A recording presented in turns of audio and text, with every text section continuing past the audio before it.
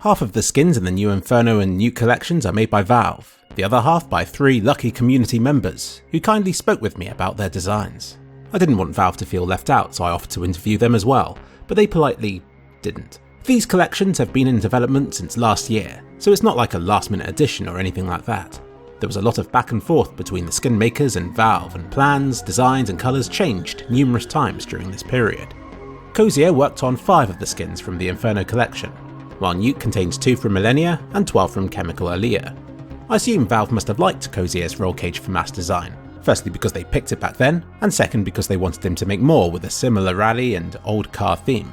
More specifically, they gave him the task of creating skins with a retro Italian racing style. Believe it or not, Kosear isn't a big fan of motorsports, but his mind immediately went to the Lancia, and not the Lancia as Jeremy Clarkson pronounces it. Anyway, Lancia was a relatively small Italian company that scored victories against the Audi Quattro, a formidable 4-wheel drive vehicle. If any of you have watched Season 2 of the Grand Tour, you may have seen the episode where Jeremy Clarkson talks about the rivalry between the 2 companies, and the underhand tactics they used to get the upper hand in rallies. It was my favourite bit of the series, and I totally understand Kosear getting his inspiration from it. So he got to work on the SG553 and dual Berettas, which were meant to be a higher quality than the rest. He based the SG553 off of the Martini racing colours, and with the dualies, he used the colour scheme from this vehicle. Kosear explained the difficulty of remaining faithful to the liveries, but without plagiarising. He had to change the logos and company names, but he knew that if he changed them too much, then the weapons would end up looking like a cheap Chinese rip-off of the vehicles in question. This would do more to upset fans of rallying than it would to please them. It was a balancing act that he spent a long time on.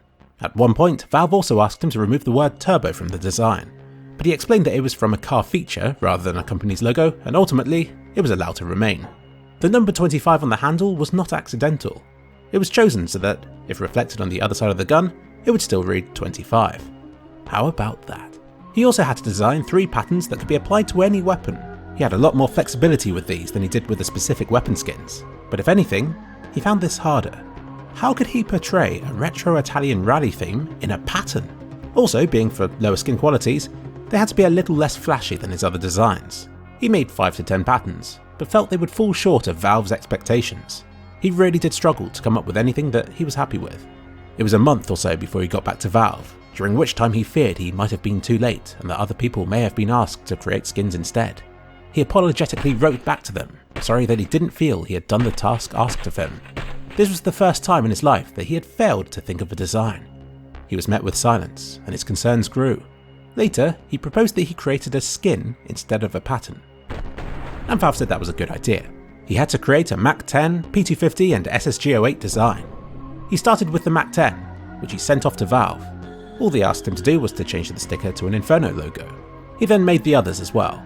You'll notice a checkered pattern on these. This is a reference to the glove skin, Driver Gloves, which he thinks would go nicely in conjunction with these weapons. He'd like to thank Valve and Daniel Boutwell for this opportunity and for taking the time to reply even at unusual times outside of work hours. He hopes the guys at Valve aren't disappointed in him for not being able to think up the patterns. His thinking was that the patterns would be applied to the rest of the skins in the collection, and so his failure to think them up burdened Valve with extra work. Having seen the collection, he's kind of pleased that the MP7 Fade and Bison Candy Apple were featured, as he likes those styles. Over in the Nuke collection, Millenia was given quite a bit of freedom to decide what to do with the M4A1S and Tech 9. He talked with Valve about doing Bond-style gadgets, filled with buttons and features. In a bit of a coincidence, he also turned to cars for inspiration, looking through the older Bond movies as he liked that era's style of CRTs and monochrome LCDs. This went through quite a bit of back and forth between him and Valve. He found the experience a positive one, saying that the feedback and suggestions helped a lot. He learned from this experience that you shouldn't draw stuff on a weapon that should be dynamic, such as ammo counters. At one point his M4 featured a radar gadget, which he removed for that precise reason and because it alluded to being a gameplay device of sorts.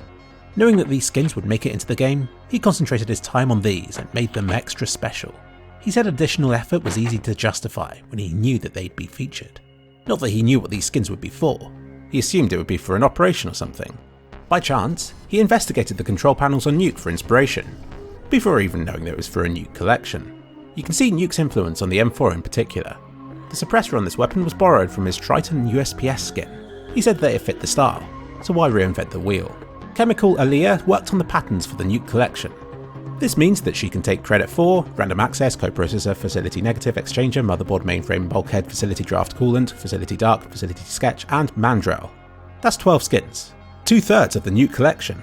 She didn't know what her designs would be used for. The original theme was Secret Agent, but after struggling to think up patterns for it, Valve suggested a new theme, nuclear power plants. I wonder what that could be for.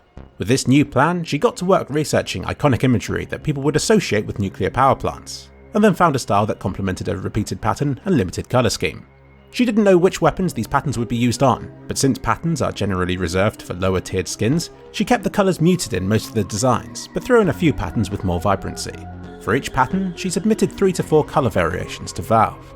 When you submit a pattern texture, you separate it into 4 different colours, so you have red, green, blue and alpha, which is normally used for glossiness or wear.